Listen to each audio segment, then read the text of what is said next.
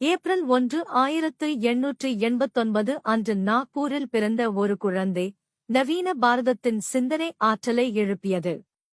கேஷவ். தந்தை பெயர் பலிராம் ஹெட்கேவார், தாய் ரேவதி பாய்.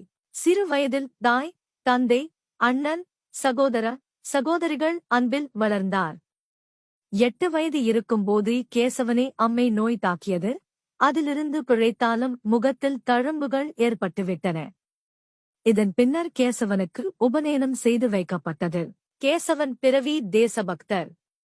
விக்டோரியா ராணியின் 60வது முடிசூட்டு விழாவை ஒட்டி பள்ளியில் இனிப்பு வழங்கினார்கள். ஆனால் கேசவனோ, அவர் எப்படி நமது மகாராணி? இது அடிமைத்தனம், நான் கொண்டாட மாட்டேன் என்றார். 1902ஆம் ஆண்டு நாக்பூரில் பிளேக் நோய் தாக்கியதில் கேசவனின் பெற்றோர் இறந்து போனார்கள். குடும்பம் தவித்தது. ஆனால் கேசவன் உறுதியுடன் படிப்பை தொடர்ந்தார். 1905ஆம் ஆண்டு சுதந்திர போராட்டத்தில் பங்கேற்றார். கேசவன் சில நண்பர்களுடன் சேர்ந்து தேசபந்து சமாஜ் ஏற்படுத்தினார். நாட்டின் பிரச்சினைகள் குறித்து விவாதிக்கப்பட்டது. 1908ஆம் ஆண்டு கேசவன் பள்ளியில் இருந்து வெளியேற்றப்பட்டார். அவர் மனம் தளரவில்லை. பிறகு கல்கத்தாவில் மருத்துவம் படித்து முதல் வகுப்பில் தேர்ச்சி பெற்றார். வேலைக்கு செல்வதற்கு பதில் தேச சேவைக்கு தன்னை அர்ப்பணிக்க முடிவெடுத்தார். வாழ்நாள் முழுவதும் மக்கள் சேவை என உறுதி பூண்டார். பல சுதந்திர போராட்டங்களில் பங்கேற்ற பிறகு இந்துக்கள் சந்திக்கும் பிரச்சினைகளுக்கு காரணம் அவர்கள் தங்கள் சுயமரியாதையை இழந்ததும் ஒற்றுமையில்லாததுமே என்று அறிந்தார். அந்நியர்கள் வந்து ஆட்சி செலுத்த இது தர்ம சத்திரம் இல்லை என்றார். நாட்டில் உள்ள ஒவ்வொருவரின் மனதில் தேசபக்தியை உணர்வை ஏற்படுத்தவும், தேசத்தின் மீதான நம்பிக்கையை அதிகரிக்கவும், சமுதாயத்தில் ஒற்றுமை ஏற்படுத்தவும் செப்டம்பர் 27, 1925 அன்று சங்கத்தை தோற்றுவித்தார். தினமும் உடற்பயிற்சி, தற்காப்பு பயிற்சி அளிக்கப்பட்டதுடன் மக்களுக்கு பல்வேறு தொண்டு பணிகளும் தொண்டர்களால் மேற்கொள்ளப்பட்டன. ஏப்ரல் 17, 1926 அன்று நடைபெற்ற ஆலோசனைக்கு பிறகு சங்கத்திற்கு ராஷ்டிரிய ஸ்வயம் சேவக சங்கம் என்று பெயர் சூட்டப்பட்டது. தொண்டர்களுக்கு சீருடை அவசியம் என முடிவெடுக்கப்பட்டு காக்கி நிக்கர், காக்கி சட்டை மற்றும் கருப்பு தொப்பி சீருடையாக இறுதி செய்யப்பட்டது.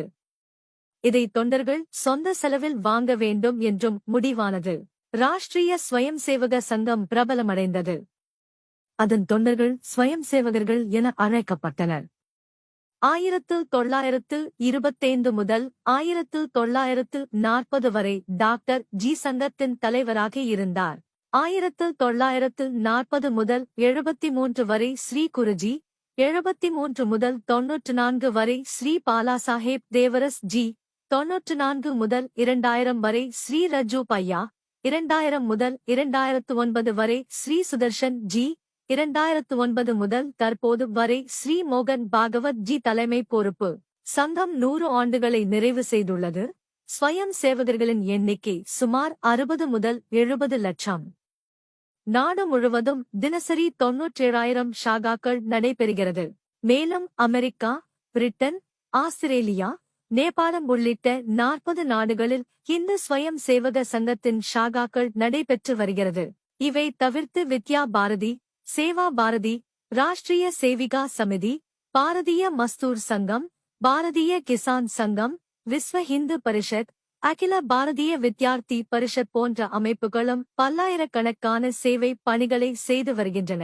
RSS தனது 100 ஆண்டு பயணத்தில் பாரதத்தின் ஒவ்வொரு சமுதாயத்தின் மத்தியிலும் சென்றடைந்து கல்வி, சேவை, பண்பாடு மற்றும் தேசிய உணர்வை வழங்கியுள்ளது.